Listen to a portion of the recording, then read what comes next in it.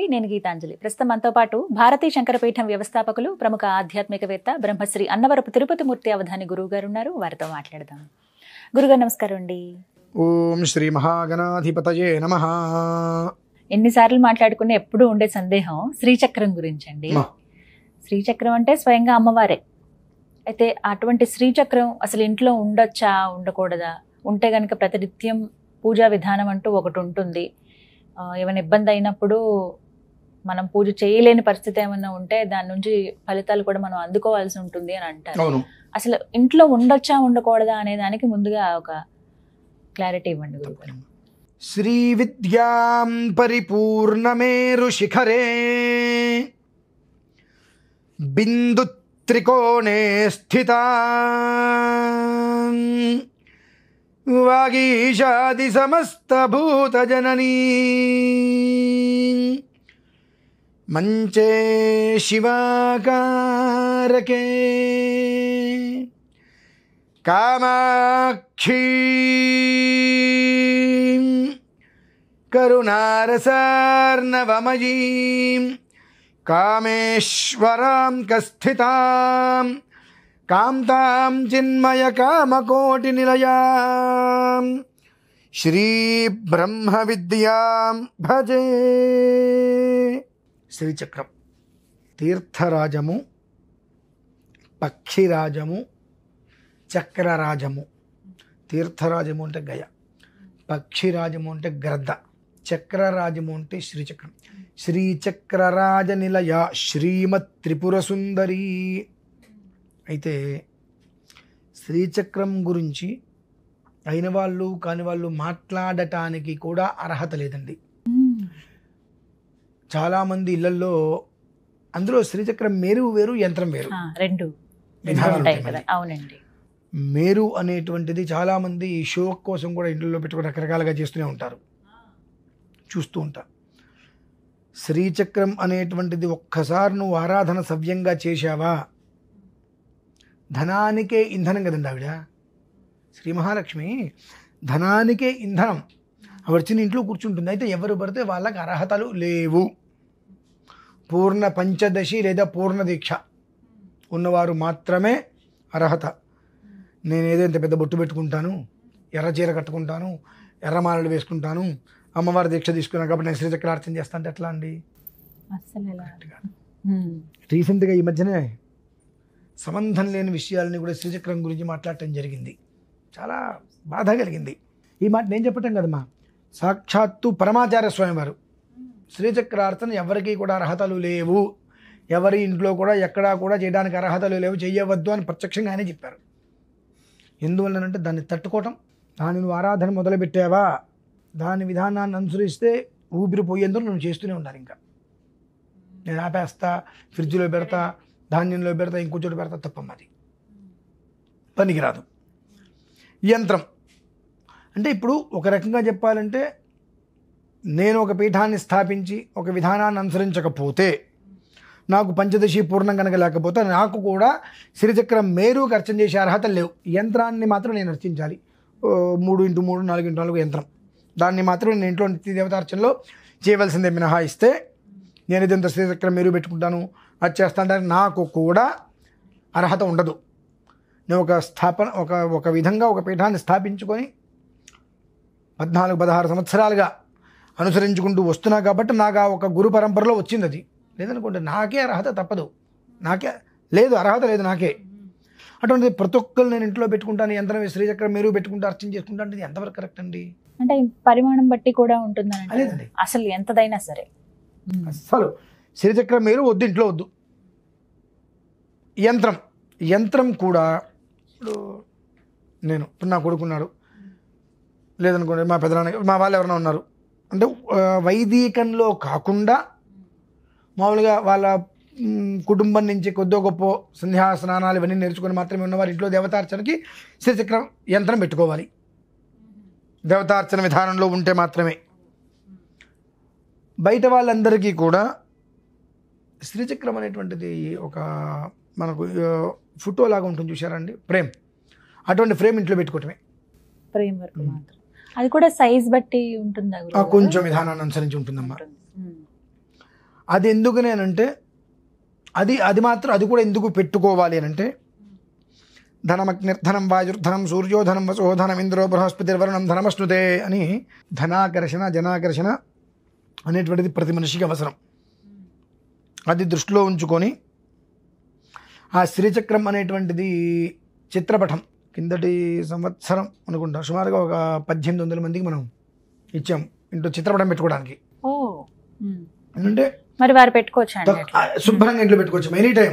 ఎందువల్లనంటే అది ఇవ్వడానికి మునిపే దాని మీద నవాక్షర జపానుష్ఠానం చేసినటువంటి శక్తి దానికి ధారపోయడం జరుగుతుంది. ఇక ఇవాళ మనం చెయ్యలేదు అనుకుంటే 18 సార్లు లలిత సహస్రనామ పారాయణ చేసినటువంటి శక్తి అందులో ఉంటుందమ్మా. అంటే 1,00,000 బీజాక్షర శక్తి అందులో ఇమిడి ఉంటుంది. కాబట్టి ఇంట్లో దేవుడి గుట్లో పెట్టేసుకుని రోజు దానికి ఒక దీపారాధన, ఇంట్లో అన్నిట్లో ప్రత్యేకంగా అక్కడలా రోజు నిత్య దీపారాధనలో పెట్టి అంత పర్టికులర్ నివేదన పెడితే ఆ ఇంటి మొత్తాన్ని కూడా హిరణ్యవర్ణాం హరిణీం సువర్ణరజతస్రజాం అన్నట్టుగా హిరణ్య ప్రాకారంలాగా ఆ ఇంటిని తయారు చేస్తుందమ్మా. అది ఎప్పుడూ కూడా ఎందువలన అంటే ఒక వస్తువు మన ఇంట్లో ఉంది అంటే దానికి శక్తి అనేటువంటిది ఉండాలి. శక్తి ధారపోయాలంటే తక్కువలో తక్కువ 1,00,000 బీజాక్షరం శక్తి అందులో ఉండాలి. శ్రీమాత శ్రీ మహారాజ్ఞి 8 అక్షరాలు, శ్రీమత్ సింహాసనేశ్వరి 8 అక్షరాలు, చిదగ్నికుండ సంభూత లెక్క పెట్టుకోండి 8 అక్షరాలు, దేవకారి సముద్రిత 8 అక్షరాలు, 183 శ్లోకాలు కూడా 8 అక్షరాలతోటి మొత్తం ఇది పడి ఉంటుంది. 18 సార్లు మనం చేస్తే 1,00,000 బీజాక్షరాల పైన ఇందులో మనకు ఉంటాయమ్మా. అంతకన్నా ఇంకేం కావాలి చెప్పండి ఈ జీవితానికి. 1,00,000 బీజాక్షర సంపుటి ఒక శ్రీచక్రం మీద ధారాదత్తం చేసుకొని ఫ్రేమ్ రూపంలో మన ఇంట్లో ఉంటుంది చాలామంది. అది ప్రతి ఒక్కళ్ళకి ఇంట్లో అట్లా ఉండవచ్చు, దానికి దోషం లేదు. కానీ ఈ యంత్రం విడిగా ఒక యంత్రాన్ని పెట్టుకోవద్దు.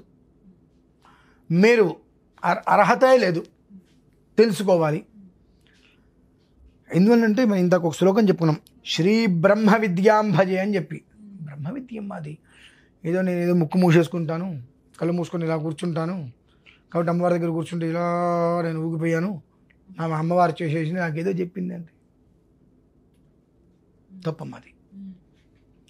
ఎందుకంటే ఖడ్గమాలే అందరికీ అర్హత లేదని చెప్తారు. ఎందుకంటే అవన్నీ కూడా బీజాక్షర సంపుటి మీరు మామూలుగా చూస్తుండండి. అమ్మవారిని ఆరాధన చేసేటువంటి వారికి ఉగ్రంగా ఉంటారు ఎప్పుడు మనిషి.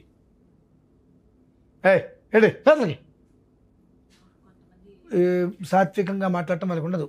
అమ్మవారు ఆ ఉగ్ర రూపం, నువ్వు ఎంతైతే చేస్తున్నావో అంత మహోగ్రం అనేటువంటిది నీకు తీసుకొని వస్తూ ఉంటుంది. ఆ ఉగ్రం అనేటువంటిది స్త్రీకి అసలు పనికి రాదండి. ఎందుకంటే స్త్రీ శరీరమే స్వతహాగా వేడిగా ఉంటుంది.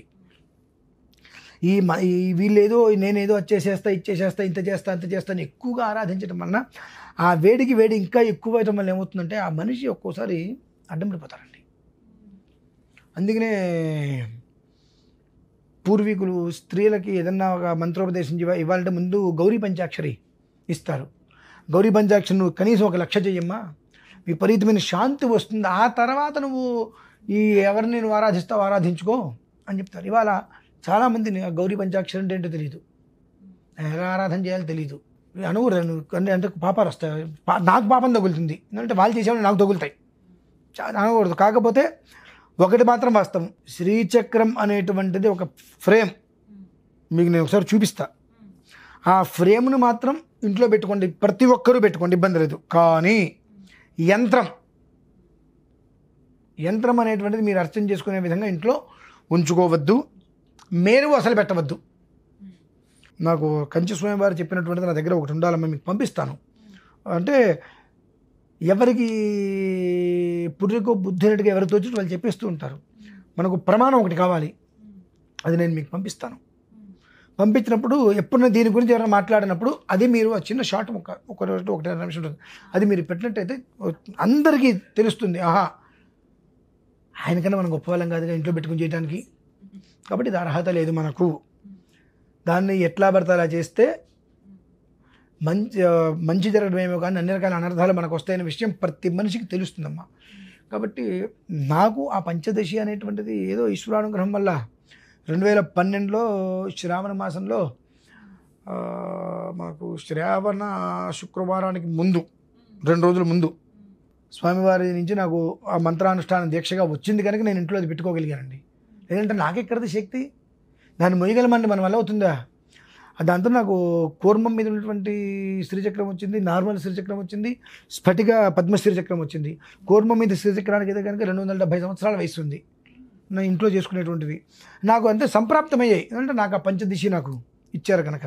అది లేదనుకోండి నోరు మూసుకూర్చోండి. నేను అయితే ఇప్పుడు మీరు చూపించేటి ఇప్పుడు మన వీడియోలో ఏదైతే చూపిస్తున్నామో ఆ ఫ్రేమ్ అందరూ ఆ పెట్టుకోవచ్చు. ఫ్రేమ్ ప్రతి ఒక్కరు ఆ ఫ్రేమ్ అనేది ఏంటంటే 1,00,000 బీజాక్షరి లలిత సహస్రనామాన్ని అంత ధారపోసి, నవాక్షరి ఒక స్థాయిలో ధారపోసడాన్ని మనం ఇవ్వడం జరుగుతుంది. నియమాలు ఏమైనా ఉంటాయండి? దీపారాధన అనేటువంటిది ఆపకుండా చేయడమే నియమం. ఎందుకంటే ఇల్లే ఒక దేవత కనుక దీపారాధన లేకుండా మనం ఏమీ ముట్టుకోవడానికి అర్హత లేవు. కాబట్టి ఉదయం పూట ఇంట్లో వెలిగేటువంటి ఫస్ట్ అగ్నిహోత్రం ఏదైనా ఉందంటే గ్యాస్ స్టవ్, కాఫీ కాదండి, దీపారాధన ఆచమనం చేసి దీపారాధన చేసుకున్న తర్వాత నివేదన చేసుకో. కాబట్టి ఆ దీపారాధన మాత్రం తప్పకుండా చేసుకోవాలి. అంత పర్టికులర్ నివేదన పట్టగలిగితే బ్రహ్మాండం. ఇవి ఎలా గురువు గారు ఇప్పుడు తీసుకోవాలంటే ఫోన్ చేస్తే మాకు అందిస్తారా ఇవి? అది అందించాలి అన్నా కనీసంగా ఒక 12 రోజులు సమయం పడుతుందండి. మేము కావాలి అంటే అడగంగానే అంటే నా దగ్గర నేను ప్యాక్ చేసి పంపిస్తానంటే సెట్ అవ్వదు. మీకు కావాలి అనుకుంటే 12 రోజులు సమయం పడుతుంది. దానికి అనుష్ఠానం చేసే ఇవ్వాలి. అవేమి నేను చేసి ఇవ్వకుండా మీరు రోడ్డు మీద బోలు దొరుకుతాయి. ఇక్కడ అది కూడా ఒక సమస్య. రోడ్డు మీద చాలా దొరుకుతాయి చక్కగా. ఆ యంత్రం అదంతా డిజైన్ నేను ప్రత్యేకంగా తయారు చేశాను. దాన్ని ఎక్కడ ఏ విధానంలో ఎలా ఉండాలి, ఏ మూల ఏ దేవత ఎలా మనం చేసినప్పుడు ఆ శక్తి ఎలా వెళ్తున్నటువంటి విషయాన్ని జాగ్రత్తగా అందులో నేను తయారు చేసే కాబట్టి దాంట్లో ఈ నిక్షిప్తం చేసి మనం ఇస్తేనే ఉపయోగం. లేదనుకోండి బయట బోల్డ్ దొరుకుతాయి. శ్రీచక్రం అనగానే నా దగ్గర ఉన్నాయని చెప్పి దొరుకుతాయి. అది తీసుకుని ఇంట్లో పెట్టుకుంటాను. కావాలి అనుకున్నప్పుడు 12 రోజులు ఆగితే ఉండగలిగితే 12 రోజులు అడిగి ఇక్కడి నుంచి అది డైరెక్ట్ గా తీసుకెళ్లి పూజా మందిరంలో పెట్టేసుకోవచ్చు. అంతే, ఇంకా ఇబ్బంది లేదు, ఏమీ చేయక్కర్లేదు దానికి. ఇంకా ప్రత్యేకంగా ఎలాంటివి విన్నారు కదండి. ఎవరికైతే ఈ శ్రీచక్రం కావాలో స్క్రీన్ మీద నెంబర్స్ ఇస్తాను, వారికి కాల్ చేసి వివరాలు కనుక్కోండి. మన ఇంట్లో నిత్యం పూజా మందిరం ఎలా అయితే ఉంటుందో అక్కడే ఒక దేవుడి పటాన్ని మనం ఎలా అయితే పెట్టుకుంటామో అలాగే ఇక్కడ పెట్టుకుని రోజు గురుగారు చెప్పినటువంటి చిన్న నియమం, ప్రతిరోజు దీపారాధన చేస్తే గనక మంచి ఫలితాలు ఉంటాయి, అమ్మవారి అనుగ్రహం ఉన్నట్టే అని చెప్తున్నారు. కావాల్సిన వారు స్క్రీన్ మీద కనపడుతున్న నెంబర్స్ కు కాల్ చేయండి. దాని మీద ఉంటుందమ్మా, సదైవీం సంపదమాప్నోతి అని రాసి పెట్టా. అది చండీకి మూలం. చండీకి మూలమే దేవ్యా అథర్వశీర్షం. అందులో సదైవీం సంపదమాప్నోతి తే దేవా బ్రువన్ను నమో దేవ్యై మహాదేవి అని ఉంటుంది. ఆ సదైవీం సంపదమాప్నోతి అనేటువంటిది అందులో నేను ఖచ్చితంగా రాసి పెట్టానమ్మా. అది చూడంగానే చక్కగా ఆకర్షించాలి మనల్ని ఎప్పుడైతే ఆకర్షించిందో మొత్తం అందరినీ ఆకర్షిస్తుంది. అది పెట్టాను. వీళ్ళు ఓపిక ఉన్నప్పుడల్లా చక్కగా దీపారాధన చేసుకున్నప్పుడు అదే పదాన్ని సదైవీం సంపదమాప్నోతి అంటే నాకు ఇంక ఇది కావాలి అది కావాలి అడగక్కర్లా. సదైవీం సంపదమాప్నోతి. సంపద అనంటే అది అనేక రకాలుగా అమ్మ, డబ్బు కాదు, అనేక రకాలుగా ఉంటుంది కనుక ఆ ఒక్క మాట మనసులో పెట్టుకొని కోరుకుంటే చాలు. చక్కగా వివరించారు. ధన్యవాదాలు గురుగారు.